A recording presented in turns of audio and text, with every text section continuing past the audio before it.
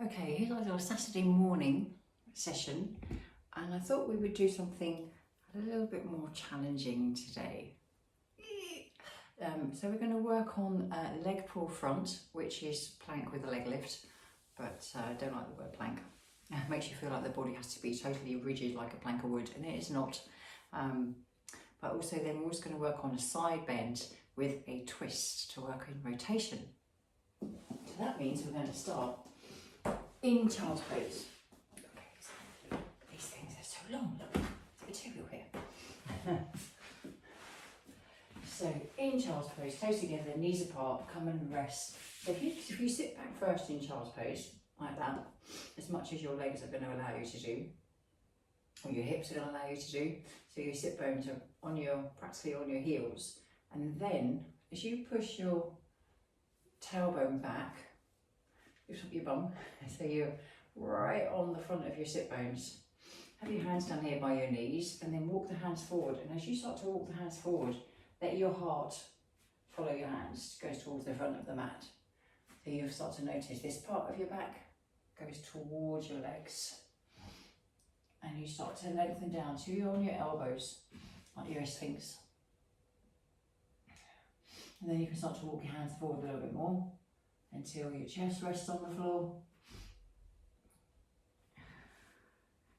And then until your head starts to, so you're trying to avoid arching or rounding the spine. You want to have that length of the spine. Now if your head doesn't rest, let your hands come underneath your head, or put a cushion underneath your head or a blanket.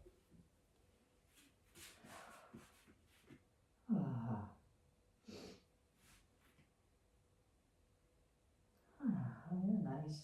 That's nice. Just resting. I've got a bit of a sniff this morning. A little runny nose.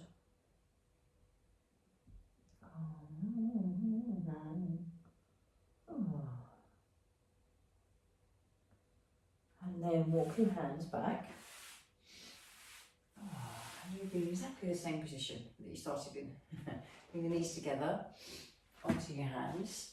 Take the knees a little bit away from each other so they're as wide as your hip bones, and arch and flatten the lower back. And as you arch and flatten the lower back, the head moves as well, so you end up going into a cat stretch. So have the knees directly underneath your hip bones so the femurs are in a straight line. And your arms, hands, wrists directly underneath your armpits, so your arms, your humerus is in a straight line to your elbow. And your elbow in a straight line to your wrists. The radius and the ulna. Oh, just arching and flattening.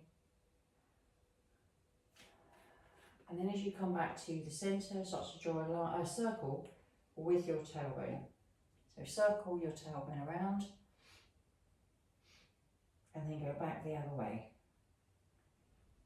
Unwind the lower back. So it's not locking out, allow it to feel it has space at the lumbar spine and at the hip joint and at the sacrum and at your tailbone. And as you come back to the centre, look over your right shoulder to your right heel, and then look over your left shoulder to your left heel. Back to the right side, and back to the left side, and back to the right side, and then back to the left side. And then come back to the centre and tuck your toes underneath you and lift your knees a little bit off the floor. Fingers are lengthened, thumbs are long, you're not grabbing at the floor, you're not going up too high at the moment, you're trying to stay level with your back. Let the head stay in line with the rest of your spine so your face isn't forward of your chest bone. And then come back down, sit back on your heels and shake out your hands. Roll your shoulders. And then go back the other way. And then bring the hands back. Tuck your toes under again. Now squeeze the back of the armpits. Tuck under a little bit so you have this connection between the pubic bone and your ribs. And then lift your knees. And see if you can alternate lifting up your feet one at a time. You do 3 on each side. Don't drop your head. Sit back, shake out your hands, and then roll your shoulders. And then come back the other way. Okay. Now, we're going to come forward onto the elbows until you're in a long spine position. Tuck your toes under and then lift up your knees. Can you pick up your right foot? Can you put it down? Can you change sides? Can you do 3 on each side?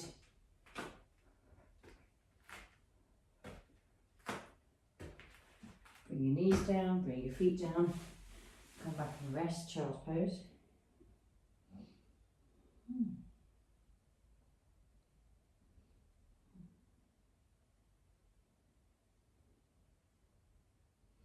And then come back up onto your hands. Have your toes together and your knees apart. Sink back into child's pose, and then with your nose, come forward so it's forward of your fingers. And then take it back to your knees. Come back forwards, then go back to your knees. So you're drawing that line with your nose. Lengthening your fingers and your thumbs. Forwards and backwards. Nice and easy. My hair on my face. And then on the next one, we're going to stay forwards and tuck your toes under, and then lift your tailbone to the ceiling. So have your feet now as wide as the mat. You might want to bring your hands back in a little bit until you feel you're a triangle, like a little pyramid. Let your chest bone drop down so you're not rounding your back, but let your tailbone press to the ceiling. And then can you come forwards to drop your hips down towards the floor, lift your chest bone, and then push yourself back.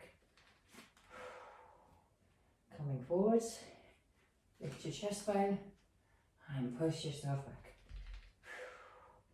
Come forward, lift your chest bone, and push yourself back.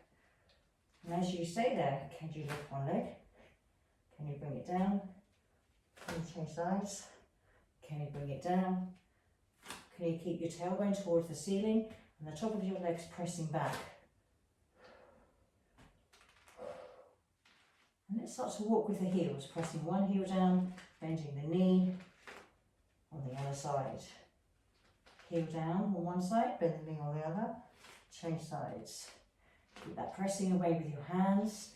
Top of the thighs feel like they're reaching for the wall behind you, and you're staying equal across the front of your foot. And then come forward and rest.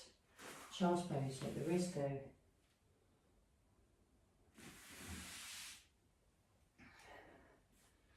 Come over onto your side. So as you come and sit on your side, your top foot's in front of the bottom foot. So there is a way of doing a side bend like this. So you have top foot in front of the bottom foot. It gets a bit complicated, which I don't really teach it like this. It's just easier to have the legs stacked and carry on from there. But let's just stagger it because we're going to do something a bit different today. I'm going to come back here a little bit, see if I've got more room. Okay, so when the top foot's in front of the bottom foot, you're resting on the inside edge of your top foot, yes? So the sole of the foot, of the front foot, is off the floor, and so is the sole of the foot, of the back foot. And you're going to see, if you can keep your hands straight, lengthen your arms straight and lengthen through your fingers so you're not grabbing at the floor. So you're going to create this triangle here with your arm. You don't want your elbow bending out, and you don't want your shoulder up by your ear. So you have this straight line here, which means that your abdominals are working to keep your ribs not from sinking down like this, but staying lengthened, so that the same each side, right and left, that line. So I'm going to take my legs a little bit further away. It makes me feel a bit too close. So pressing into the side of my top foot and pressing into the side of my bottom foot, I'm going to come up into a side bend, and you feel that the top foot then rolls in, so the sole of the foot is on the floor, and then come back down. And you come back down, you might notice that the top knee can stay like that.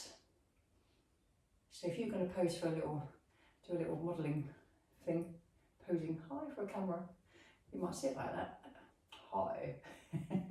So top foot can now stay pressing down, the sole of the foot can stay on the floor, and you can use that to push yourself up as you draw that rainbow over your head. So we're only going to do 3 of these. I don't want your shoulders to go crazy.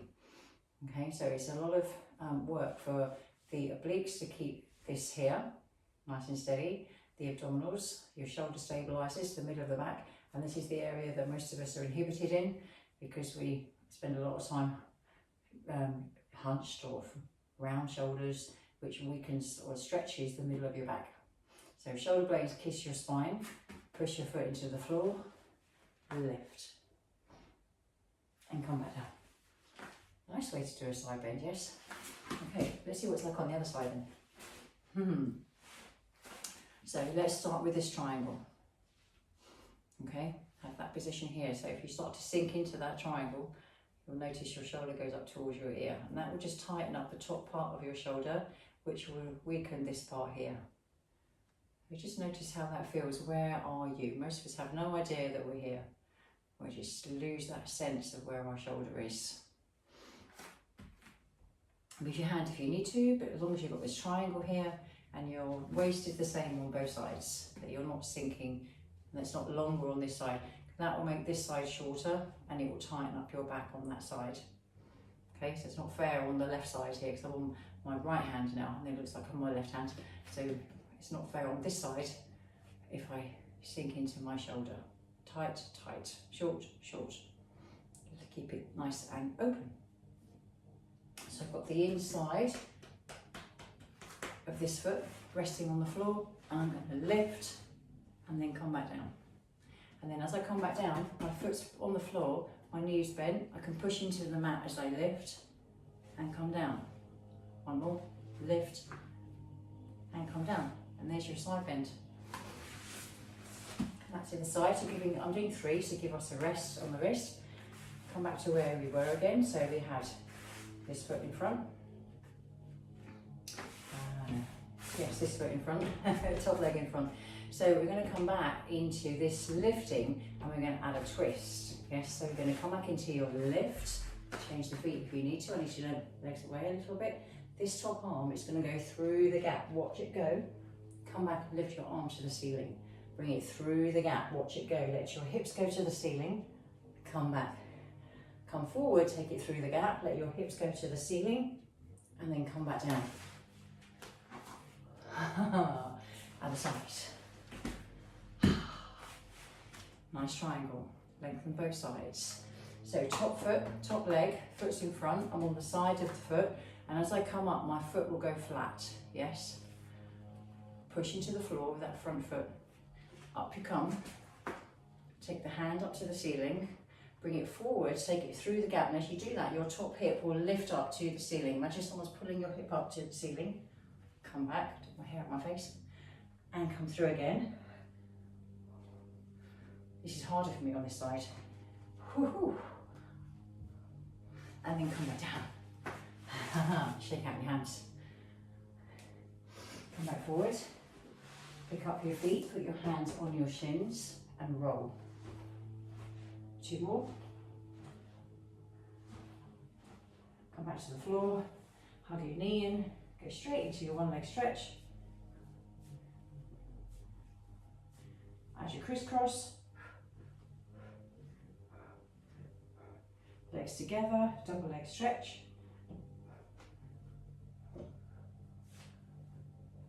Last one. And rest. Roll yourself onto your side. Well done. Happy practicing. So if you have any questions about those, let me know. Take it easy on your wrist. You don't have to do all of it. You can just do 1 or 2 little pieces here and there, and you can come back to it. Okay, so it's a lot of work on your abdominals and on your shoulders.